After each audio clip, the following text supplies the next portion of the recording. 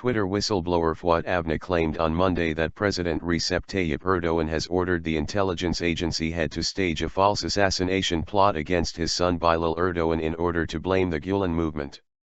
Avni, a government insider who has been revealing plots by Erdoğan and his associates, said Erdoğan gave instructions to Hakan Fidan, the head of the National Intelligence Organization, MT, to stage an attack to inflict light injuries on Bilal in what looks like an assassination attempt. Erdoğan will use the assault to associate the Gülen movement with terror and violence. The Gülen movement, also known as the Hizmet movement, is a civic, peaceful, and volunteer-driven movement inspired by Turkish Islamic scholar Fethullah Gülen. The movement emphasizes science, education, moderation, and interfaith culture. Gülen, who has been critical of Erdoğan and the government over pervasive corruption, has been targeted by Erdoğan since the graft investigations that went public in December 2013. The whistleblower said Erdoğan has lost his reasoning and does not hesitate to drag his own children into plots aimed at prolonging his political career.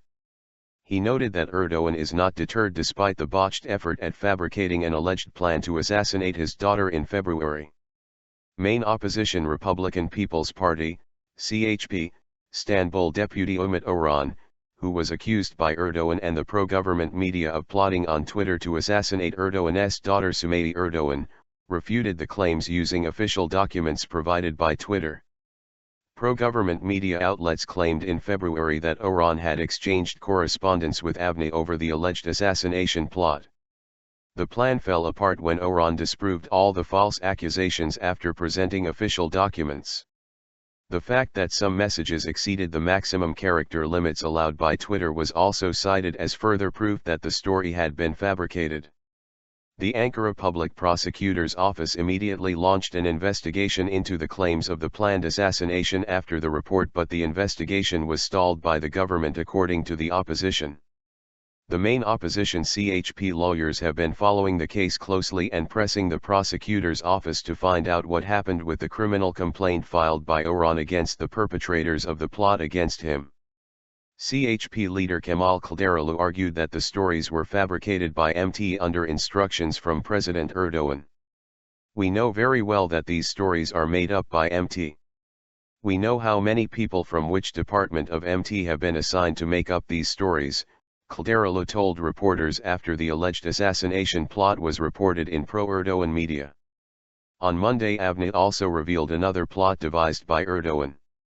He said the plan involved the killing of judges from the penal courts of peace, popularly known as super judges.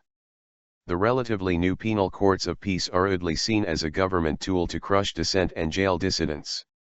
The role of these judges has been criticized by the opposition as they are seen as being highly partisan and government loyalists in their exercise of broad powers over investigations and other courts' rulings.